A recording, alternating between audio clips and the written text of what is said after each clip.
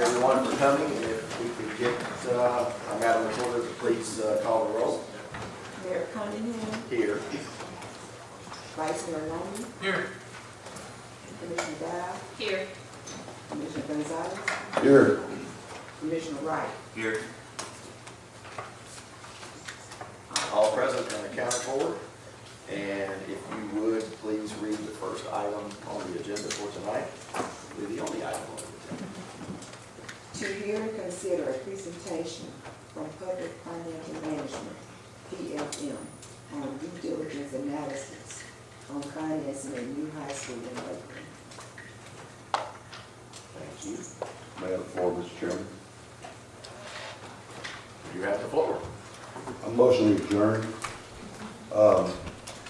During the March 20th meeting, we were presented with these parameters, and then we subsequently approved the minutes of that meeting.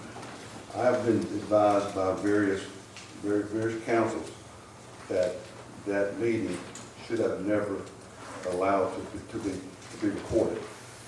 Therefore, we're presenting parameters here that were not presented to the public on the meeting notice that they got. So I would propose we adjourn this meeting until we reconvene and do that meeting correctly. I've got a motion on the floor. Do I have a second? I'll second it. Any further discussion? Madam Recorder, would you please call the roll? Vice Mayor Loney, No. Commissioner Dow, No. Commissioner Gonzalez, Yes. Commissioner Wright, No. Mayor Cunningham, Yes. 2 yes, 3 no. All right, thank you. We will carry on if PFM is ready to present.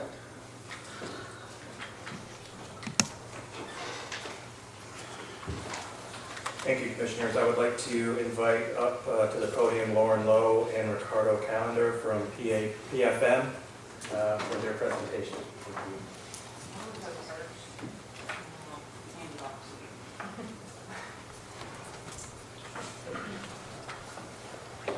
And Shane, I just want to confirm, are you going to be able to maneuver Yes. through the presentation? Okay, Yep. thank you. I'm going to start on page 2. Before that, I will introduce myself. My name is Lauren Lowe with PFM, Financial Advisors. Page 2, which you should have in front of you and is on the screen to the left. And let me actually say one thing. My colleague Ricardo Callender will take over midway. I will come back and finish the presentation off. So you'll see a slide handoff, but we're both here and available for questions. So on page 2, this is a summary of our engagement. Pursuant to the resolution of intent to proceed with due diligence on the capital outlay note of $38 million for a new Lakeland High School adopted in February of 2019, PFM has been retained to perform such due diligence. On March 4th, 2019, PFM delivered our preliminary due diligence findings to the city in a 6-page letter. On March 20th, 2019, PFM received amendments to the resolution of intent, which define various assumptions to be used as part of the due diligence project and the report that we're providing tonight. A summary of those amendments or assumptions are included in slide 3 herein. Information included herein is based on current market conditions and will change as market conditions evolve. Move to the next slide, please. Page 3 outlines the assumptions per the amendment to the resolution of intent. Number 1, change the note amount from $38 million to $35 million. Use a full 1 cent tax rate per $100 of assessed value to equal $36,022. I should footnote that was a different number initially. It was $35,000. I'm looking at Kyle. Either way. This number is larger. This is based on the current and the most recent assessed value of the city. So 1 penny per $100 of assessed value equals $36,000 and $36,22 for city revenues. Number 3, assume that a change to City Hall expenditures reduce $700,000 annually. Do not assume any future City Hall operations will be needed to be included in this project. Assume no reserves are needed to fund are used or needed to fund New Canada Road project. Assume all general reserve funds not already committed to projects or the debt policy are available to pay off other obligations, whereby freeing up additional revenue for capital outlay note payments or debt payments. This includes the $1.5 million in the current fiscal year budget for the Lakeland Fire Department. Number 7, assume a 4-year agreement with the Lakeland Board of Education, whereas they contribute $700,000 annually. Price various call options to give the city flexibility. It should be noticed call options are related to refinancing debt in the future.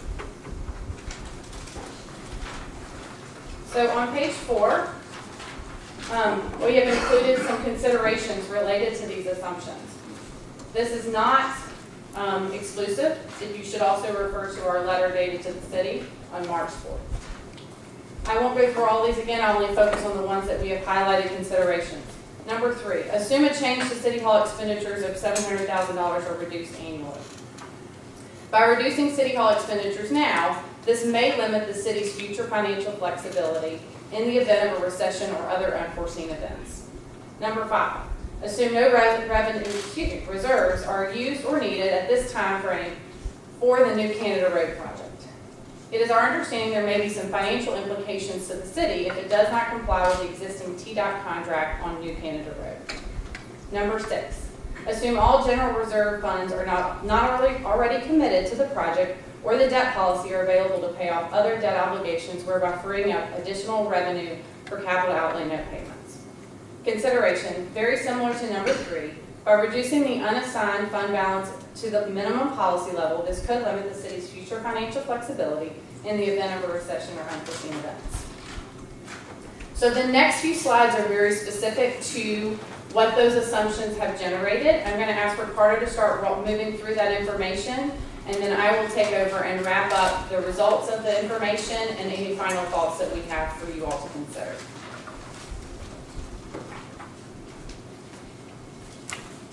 Thank you, good afternoon. Slide 5 begins moving through the process that we took to achieve the analysis that was requested of us. We aim, throughout this process, we aim to take each revenue stream that was available and dissect that individually so that you can evaluate how much each of that contributes to the fund, to the project. The revised 2020 results as a result of the assumptions that were provided to us resulted in that being the $700,000 reduction per number 3, assumption number 3 in the slide, number 3. That assumption is coupled with the fact that revenues and expenditures are to remain constant moving forward. That's not to say that revenues won't be increasing. The assumption that we use here is that revenues will increase at the same rate that expenditure increases. The result of this $700,000 decrease in expenditures coupled with the draft FY 2020 budget results in approximately $700,494 available annually as surplus revenues. The graph merely dictates the original assumptions with regards to the 2020 budget, and you decrease that by the $700,000 worth of expenditures. Slide 6, please. From here is where we begin our analysis. Per state statutes, capital outlay notes may be issued for a term of 12 years. That $700,494 that are available for revenue from additional revenues can support approximately $7.6 million in bond proceeds if financed over 12 years. That assumes that the 12-year financing can be done at an all-in borrowing cost of 2.543%. I should highlight that this is based on current market rates. This also assumes that there is an 8 to 10 year par call on these notes. From there, we began taking the total project cost of $35 million and subtract what this surplus, $700,000 per year, would generate in bond proceeds. From there, you see that there's now a funding gap. You take 35,000 of the project, reduce what this general fund debt capacity can produce, you're left with a 27.365 funding gap for the project. We should also highlight that any increase in interest costs, market rates, between now and whichever time when the city does actually sell the notes, that would evaluate, that would affect the assumptions that are provided here, and it would actually increase the funding gap. Slide 7, please. Next, we looked at the $700,000 annually that would be provided by the Lakeland Board of Education through a 4-year agreement. This $700,000 of revenues can support approximately $2.6 million of debt finance over 4 years.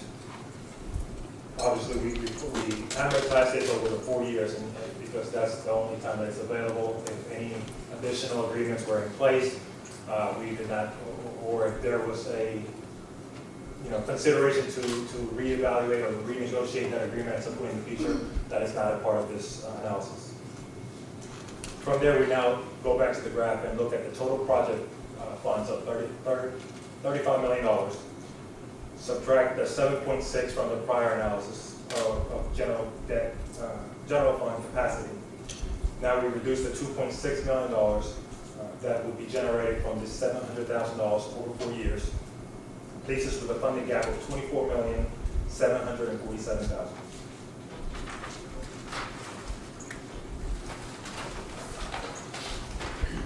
Finally, we evaluate the city's general fund balance capacity. First, we looked at the city's budget, general fund policy, which states that the general fund is to be equal to 20 to 30% of general fund revenues, with a target of 25% plus $1.1 million. In looking at the draft FY 2020 budget, the revenues that are included in that draft budget, we estimate that $4.2 million, approximately $4.2 million, is what your general fund balance policy would require for you to maintain. That includes an increase in revenues that would be generated by what we will discuss on slide 9, a tax increase that would fund the gap, if you will. So this already sort of takes that into consideration, that your FY 2020 budgets, if you chose to move in this direction at the assumptions that are laid out here, your revenues would increase, so therefore your minimum requirements would increase. Based on the FY 2019 revised budget and the FY 2020 draft budget that we've received, the unassigned general fund balance is expected to be approximately $8.2 million. This does include $1.69 million that is included in the FY 2020 draft budget, that per the assumptions that we were given with is related to the New Canada Road project that would not be taking place. So we've added that back into the fund balance that would be available at the end of the year. When you net out the requirement plus your expected year-end balance, you come out with $3.979 million of excess unassigned general fund balance that would be available to you above your policy levels. Backing this out from the project funds and the proceeds that have already been generated, I won't go through the first 3 that I already have, but you see that your funding gap has now been reduced to $20.768 million. I'll stop there and let my colleague Lauren Love continue. Okay, so continuing on slide 9. We took the funding gap and recognized that we've assumed all the assumptions that were given to us. And where does that leave us? With a funding gap of $20,768,000. I'm sorry, that's on slide 9. I'll go over there. Yep. Okay, good? Okay. The annual debt payments that would be required on 20,768 million is approximately $2,030,000. Assuming that 1 penny on the property tax rate generates $36,022, as we outlined earlier, the property tax equivalent to fund that amount, the $2,030,000, would be 57 cents. If the funding gap were to increase, an additional 1 penny on the property tax allows for the city to fund $368,000 of debt. That's just for consideration. So for instance, if the city were to choose to only use 50% of that unassigned fund balance that we talked about on the previous slide, so that instead of being 3.979, which you see in that top right-hand table, if you were to only use 1,990,000 of your unassigned fund balance, that will increase your funding gap, right? Something that will have to come from somewhere else. To make everything balance, you would need an additional 6 cents on the property tax rate, resulting in a property tax equivalent of the 57 that is mentioned in bullet 3 plus 6 cents gets you to 63 cents. Any increase in the interest rate will only increase the property tax equivalent needed to fund the debt. Any additional consideration for moving forward should factor in interest rate volatility and the limited budgetary flexibility that was created in the assumptions. Slide 10, please, excuse me. So the last component of the due diligence was the request of PFM to look at call options and the impact of the cost of capital and the funding gap. So for everyone's benefit, bullet 1, or the first bullet on this page, gives you some background. Tax reform, which became effective January 1, 2018, eliminated the ability for local governments like the city to refinance tax-exempt debt on a tax-exempt basis if it is not planned for initially. So what that means is if you tried to refinance debt before a call date or a refinancing date, you would have to do so on a taxable basis. Therefore, debt issued on a taxable basis tends to be more expensive. So there was an ask of PFM to look at different refinancing structures for this particular piece of debt. I will tell you that this is anecdotal information, but the market is still evolving to tax reform and how this impacts cost of capital and refinancing options. However, we did provide some information here for you for planning purposes and for understanding the impact. So the tax-exempt market is still adjusting, but their investors are very willing and accepting. If you sold debt today, that if you wanted to refinance it in 8 to 10 years from now, they understand that and that there's no real pricing impact to you as the borrower. Once you get outside of that period, meaning going shorter, you will start to pay something in higher interest rate costs for that flexibility. So there's no question that shorter refinancing options will cost you more in pure interest rates. It will fluctuate based on investors' preference, meaning today they may require one thing and it might be different 6 months from now. Market conditions, supply and demand are big factors of those. So we've given you a table to understand the spectrum of call options and how it impacts the cost and the funding gap that we presented earlier.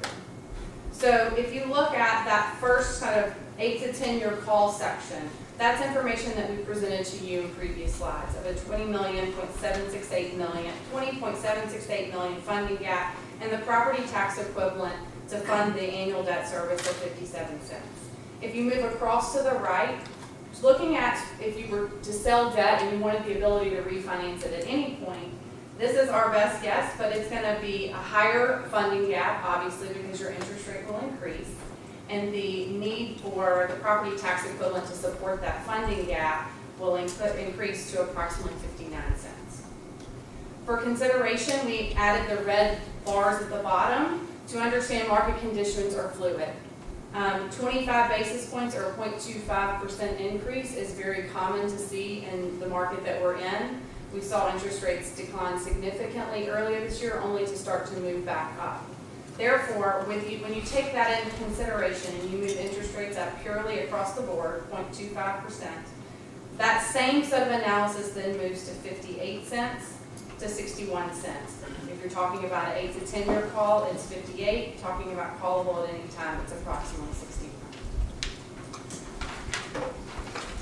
Page 11, please. So our final thoughts are included on page 11, and this is our final slide. This analysis was prepared specifically to conform to the assumptions provided to PFM. An analysis does not imply an opinion that the assumptions are appropriate in any form. The city should strongly consider the considerations that we outlined in slide 4 in our letter dated to the city as previously mentioned. Certain additional risks should be considered, such as the rating implication on fully drawing down excess unassigned fund balance, market interest rate changes, etc.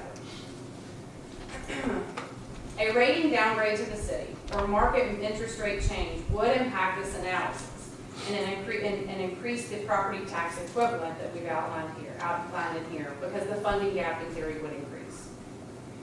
Any tax rate that is set should take into account these considerations and these risks. It should be also noted that when you set your property tax rate, you know you have to live in it within this year. You also should note that when you sell general obligation debt, you're also saying that you're going to set the tax rate equivalent to whatever it needs to be to fund future debt payments. It is not advisable to issue debt without having a clearly defined way of paying for it year over year. Additionally, issuing the note without clearly showing or giving the market a reasonable comfort level that the city can afford and manage the debt service year over year can significantly impact not only the rating, but also the rates obtained or the interest rate you borrow. Shane, that completes our prepared thoughts. Would you like to take over?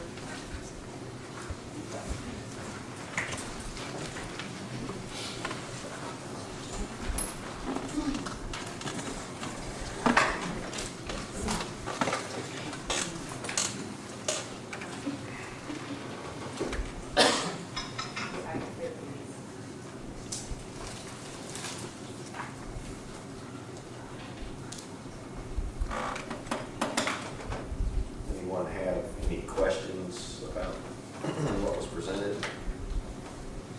Anything need to be clarified or specified? I have a few questions. You have the floor. You want me up there? I'm sorry. You can sit down. Okay. I am, first of all, the school funding goes away, in portion, after 4 years. And that doesn't impact the numbers for the remaining 8 years of the loan. We factored in that you only had it available for 4 years, yes, sir. So it does impact the numbers, yes. But we've already factored that in. We did not assume you got any other dollars from Lakeland Board of Education after year 4. Okay. Just a general question. I looked at your website and looked at what you guys do.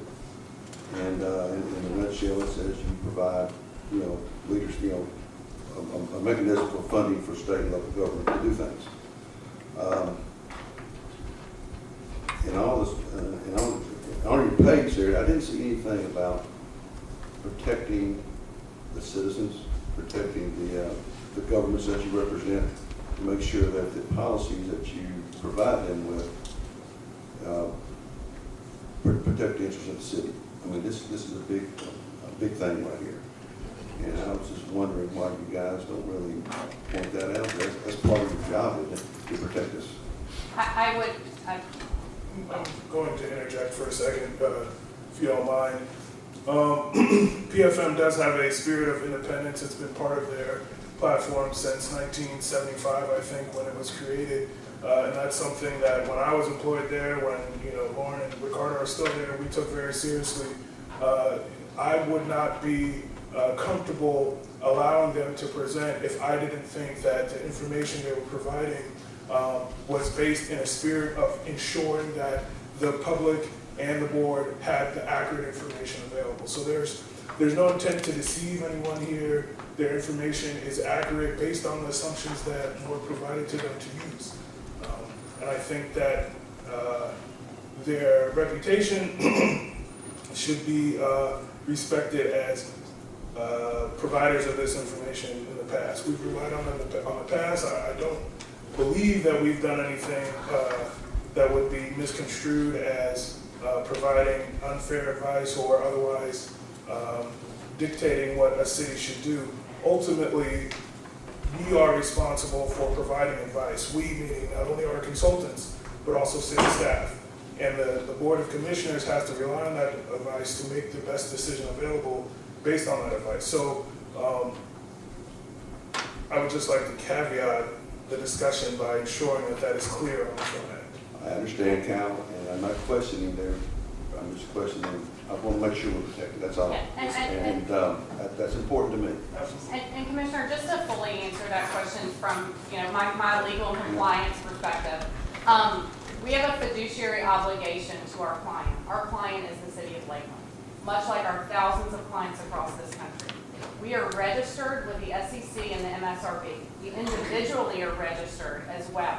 So we have our own obligation, not only personally but professionally, to serve as a fiduciary to the city of Lakeland. We do not serve one citizen, we don't serve one elected official. We serve all in totality. And we hope that they're on the same page, and when we're not, we step back and let them figure it out. Another quick question. On page 11, and be honest with me now, I mean, I'm not trying to sharpshoot you or be disparaging, but if you were sitting in my chair and you read page 11, with all the risk here for our city, would you have a hard time making a decision on if this is the right course of action, on this route with this particular loan? What we advise our clients is that, quite frankly, I couldn't be an elected official. I couldn't be. That's why I'm sitting over here, sir. Because you have the burden on your shoulders to balance all of the needs of your community. And quite frankly, the needs tend to be more than the resources, without a doubt, no matter where you're sitting. So our advice to our clients across the board is to rely on your administration and rely on those who put you in your seat to make the best decisions you can. Knowing everything, this is supposed to be a clear and transparent process, and everything's been laid out from our side of the table. We have to, the trust is in you all to make the decision and for you to rely on your own administration that's sitting here to advise you accordingly. Okay. Anyone else have any other questions before I ask a couple? Well, I was going to be real quick. I was thinking, in here on page 9, you mentioned about unassigned general fund balance. I would consider using less of that along the lines of what you recommend. I think it would give us a little more, maybe lower risk. I think it'd be a smarter choice for the budget. Just put that in there. Just raise the rate. Right, but it also allows us to move forward on certain projects. Tax kind of Just a caveat, I just want to say, just to reiterate, there were no recommendations in here, this was just information. Right. Yeah, so I think the presentation, if I can interject again, sorry. I think the presentation specifically outlines two considerations that are important for us to consider as we move forward. And that's both a liquidity perspective and a cash flow perspective. The cash flow perspective is, of course, do we have enough money each year to pay the debt service when it comes due? That question is predicated upon the difference between our revenues and our expenditures. The liquidity question is, okay, if something unforeseen happens, at what point do we have enough money in the bank to cover that unforeseen circumstance?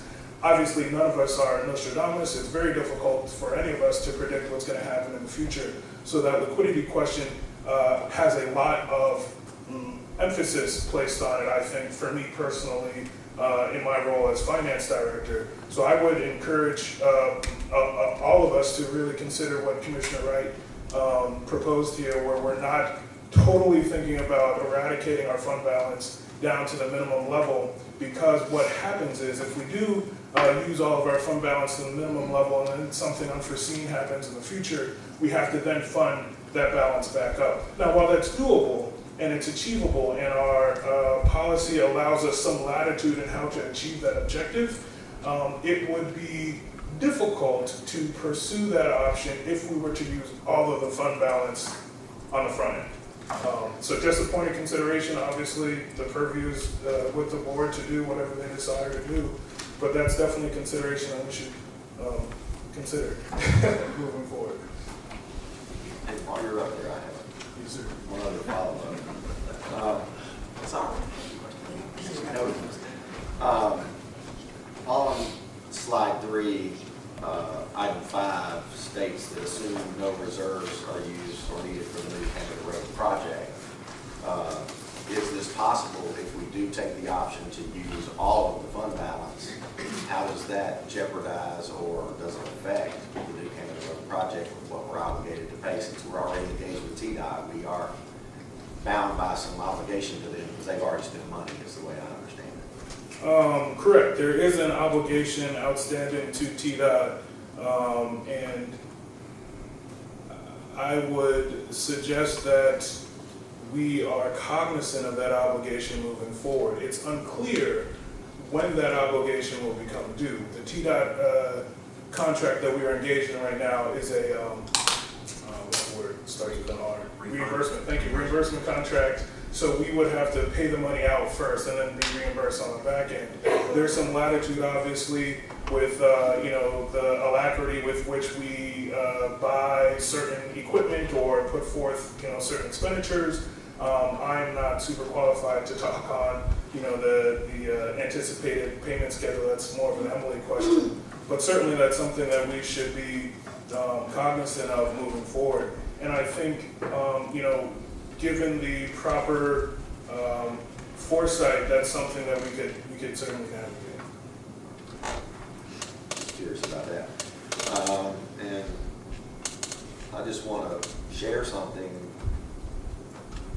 I'll ask it. Yeah, then I don't want. We have the document. It actually came into the city as our record. I just wanted to make sure everybody, all the citizens were aware that your initial report came back from the original request the first go around before we changed the due diligence criteria. Had an additional tax rate of around right at $1.05 in addition. That is correct. It was a dollar for dollar mathematical calculation that said the debt service would equal this, and the property tax rate generates this per penny, how much would dollar for dollar. Okay, I just wanted everybody to be aware that we did get that back. It came back at $1.05, so now we're changing the criteria to get it down so that we don't have to increase taxes to a crazy level, but it in fact will affect the budget going forward for quite a period of time. So that's just my 2 cents to throw in there. Anybody else have any discussion items? Well, we got the floor open for this. Move on. All right, I'll move on to the next topic, which is public discussion. After hearing the presentation, if anybody would like to speak, Ms. Deborah has some cards, if you can fill one out. Tonight, the floor is open. I have 2 cards. We're going to ask that you keep your comments pertaining to what was discussed tonight. And that's the presentation that we've had, or the school funding issue. And please limit your comments to 3 minutes. I know Mike down here has got a timer on his phone, and he'll probably wave at you. So just be aware, if he waves at you, to try to kind of just finish up your thought, or he won't just make you leave at 3 minutes. But try your best, if you would, please keep it at a 3-minute comment. All right. First up is Miss Susan Richardson. And if you would, please state your name and address for the record. Hey, Susan Richardson, 9704 Green Spruce Drive.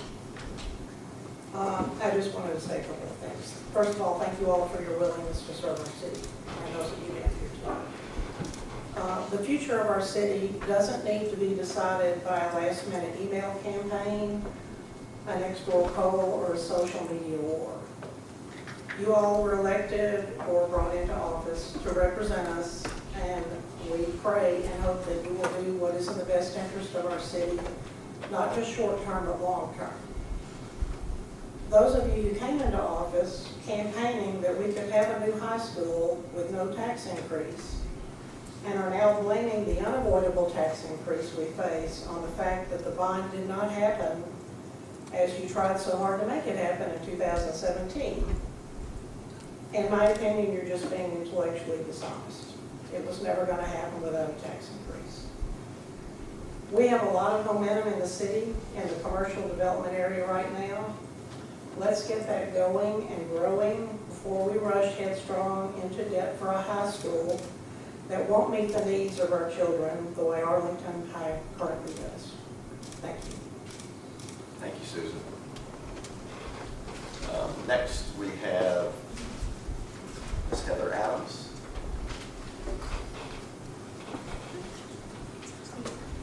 Hi. I'm Heather Adams. I live at 9323 Laurel Hill in Plantation Hills. First of all, I know everybody has heard about vouchers this week. We all know we've been sold out for vouchers. The big hit country people in this room who are in favor of them. Have y'all taken that into consideration at all in any of this financing? The state and the House have passed separate bills that are very different, and they only affect Shelby and Davidson County as for offering the vouchers. These are very fluid bills that are still going on. One includes homeschooling, one does not. They're vastly different, but the House and the Senate have 5 guys each in a room working on it to see what they can come up with that'll come out, and that final thing will be voted on probably this week. BEP funds are the money we get from the state, $7,300 or so per student. The way the bill is written now, the voucher money will come off the top. Whatever money the state has for education, the voucher money comes out. What's left over is going to be divided among the students in the state of Tennessee in public schools. We're getting screwed. That's what it is, right? Senator Biggs of Knox County, who are not even eligible for vouchers, has said that it's going to cost them over $60 million for vouchers to be passed. They have 58,000 students in public schools in Knox County. That's $1,034 per student that they're going to be taking away, is his estimate. Jason Manuel says it's going to be $3 million at the Germantown schools. With their 5,800 students, that's $588 per student. Lakeland has 1,600 roughly students. That's $940,000 a year used in Jason Manuel's numbers. We're expecting our school to put $700,000 of this school bill to pay for it. We're looking at them losing $940,000. Where's that money going to be replaced? It's got to come from somewhere. Shelby County also is filing a lawsuit, Shelby County Schools. They believe that that all of Tennessee should get vouchers, but nobody. But they especially are going after Shelby County schools within Shelby County, which includes Lakeland and Arlington and Germantown and Millington and Bartlett schools like yours. So it would force those schools to be included in the plan. In Shelby County, they don't have to qualify. It's not just the schools that are in the bottom 5. It's the entire county system that qualifies with this bill. So it's not saying 5 schools are going to qualify. Every student in Shelby County is going to qualify as schools now. And they can turn around and say that every student in all of our municipal schools is going to qualify for these vouchers. And it's the parents, is it $64,000 is the annual income? $68,000. The parents have to fall under. We got students in Lakeland whose parents make less than $68,000 a year who would qualify for this bill and may very well choose to go to, yes. Huh? It's 3 minutes. Oh, sorry. Okay. If you just finish up. Let her finish up. That's just, this money's got to come from somewhere, and we're counting on this $700,000. This bill that's being passed right now is saying we're going to lose $1 million a year. We need to take that into consideration before you make a reasonable decision. Thanks. Thank you, Heather. Huh? Thank you. Next, Mr. Jeremy Burnett. Good evening. Jeremy Burnett, 4020 Canada Road. Currently, I serve also as a member of the board for the Economic Development Commission Industrial Development Board. And I just want to make a comment that I believe these assumptions are based on no growth in revenue for the city. And being a member of that board, we all know that's not simply the case. And I just want to make sure that you guys hear that again, that the IDB and EDC are keenly aware of opportunities coming in the very short term that will increase revenues for the city.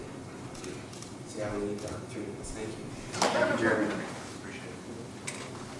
And the final appearance card, whoop, time out. If I can interject one more time. Yes, you have the floor. While I do agree with Jeremy that there is growth in the city, which is a positive, and we're all excited to see that happen, unfortunately, the progress of growth tends to be slow. And so I think we have to really measure whether or not the timing of the growth will occur contemporaneously with the timing of the debt service. That's a consideration for everyone to think about critically. But again, that growth is great and we're happy to have it. But the timing is the issue that we really have to be concerned about moving forward. So, yeah. I agree, and I just would like to follow up, because I was at the IDB meeting the other night and spoke directly with Dexter Muller, who is project manager, and he made it very clear that the full build out and any of the full revenues that come to the city of Lakeland is 5 to 7 years away.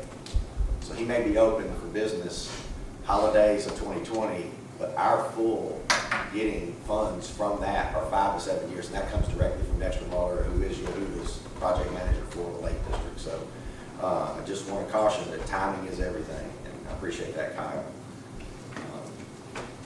Final appearance card tonight is Mr. Gary Johnson.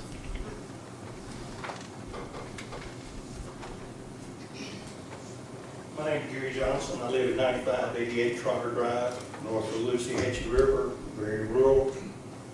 Most of the time, we get the tax bill, but then we kind of get lost in the shuffle. We're not south of Highway 70. If I heard correctly, we're talking about a $700,000 situation here, and our taxes last year came in around $832,000. And most basically is a residential community. That's a little over 84% of the money into a debt service. Can we run the city on 15%? Salary, benefits, insurance for employees, any new equipment the city needs, or any failed equipment? A big question I have, I like the Ostradamus comment. None of us can guarantee we won't have Hurricane Elvis this summer. We can't look in the future to this fall for another ice storm. Are you going to run this city on 15%? Once again, I appreciate the latest comment. Taxes, how you want them to go. I don't run my personal checkbook as a single individual without a reserve. I have a reserve each and every month, and I make darn sure I'm in my budget because I have bills to pay and commitments.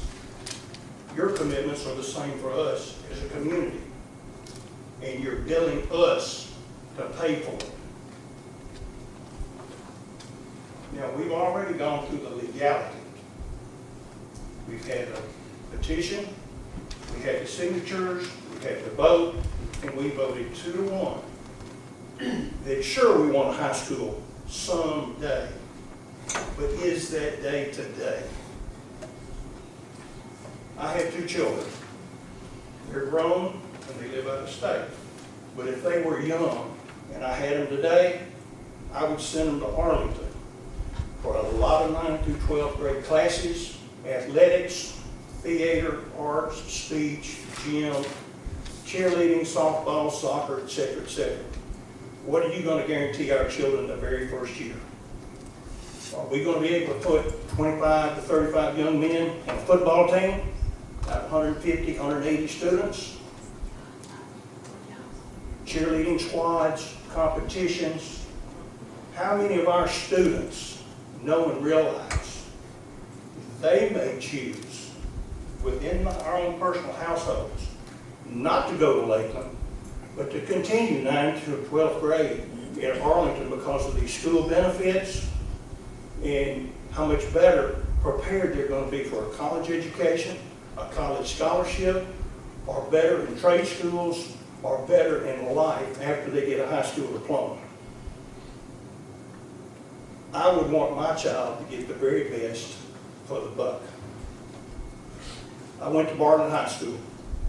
We bused from James Road to North Hollywood all the way to the Fayette County line. We bused south of 64 and north of 64.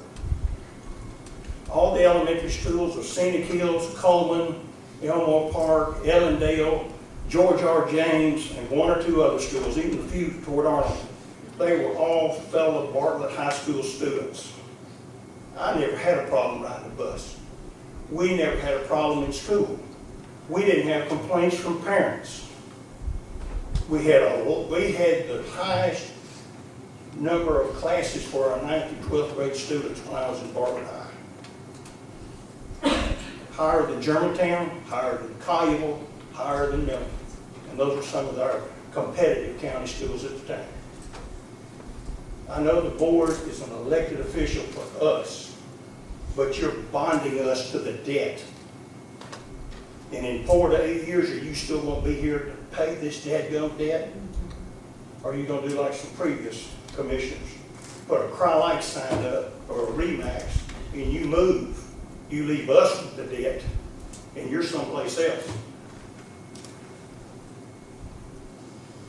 It's a tremendous honor and a tremendous amount of pressure that I know each one of you absorbed in taking this elected position. But we have voted as a voice, 2-1, not to buy this bond at this time and pay triple the interest on it. 15% is not much money in your billfold, Mayor, for you to run this city, not knowing what tomorrow would bring. If it was only 10 or 15% we were talking about, hey, we could gamble with that as a board as well as a taxpayer, but not on 15%. I just don't see how the numbers mathematically can work. But you can vote for it. This is a little bit of a crude expression. You can jam it down our throat and we'll have to pay it. But we have realtors we know and we can move and we don't have to take it.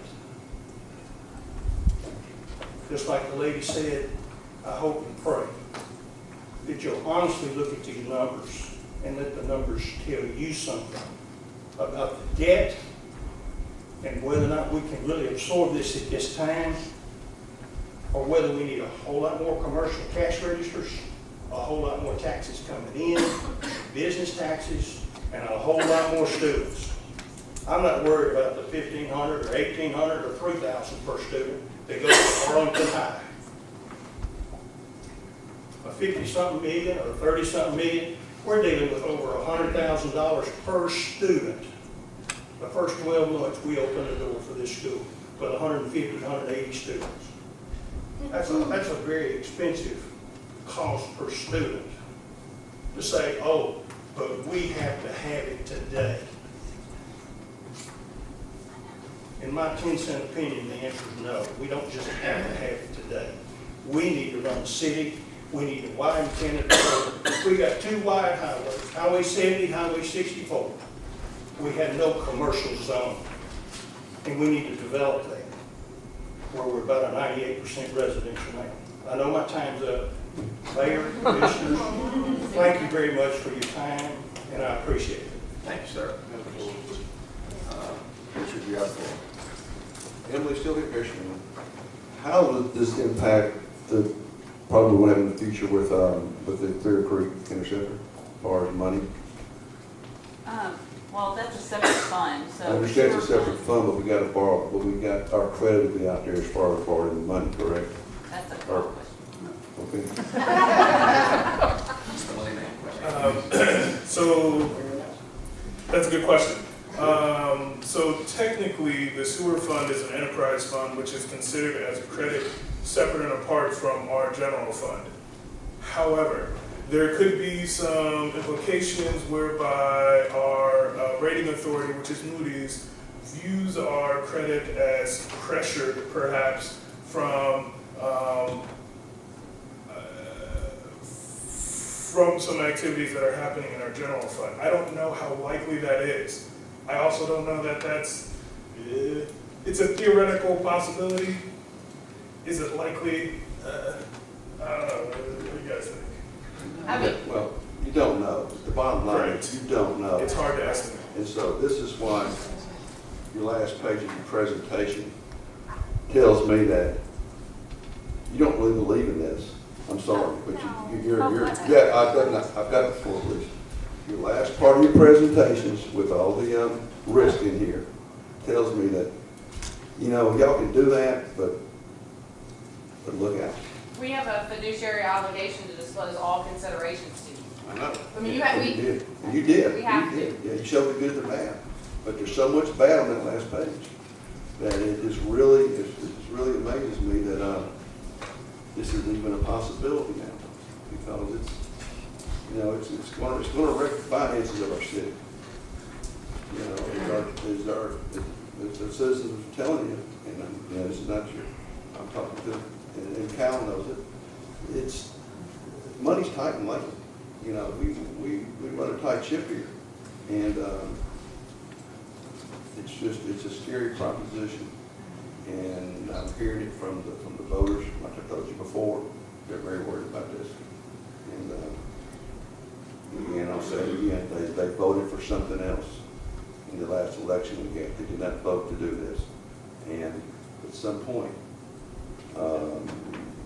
members of this board are going to come together and figure out some way to do this and a timeline to do this that will not jeopardize the growth in our city.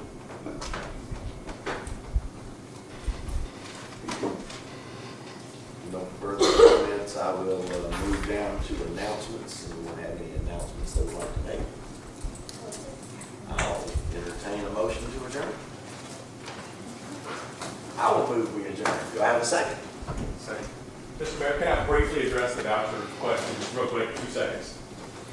No objection. No objection. Go ahead. The bill has, the House has passed a bill and the Senate has passed a bill. The bills are very different. No one knows what it's gonna look like when it passes. So we don't know, nobody knows the impact. And my understanding of the bill is it only relates to districts right now.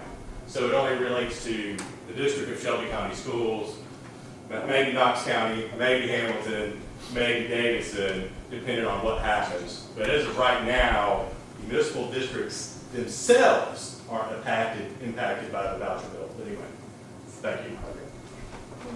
We'll definitely have to keep our eyes on whatever happens at the state level because it will affect this to some degree. So, all right. Motion second. Any discussion on adjournment? All in favor say aye. Aye. Any opposed? All right. We're adjourned. Thank you everyone for coming.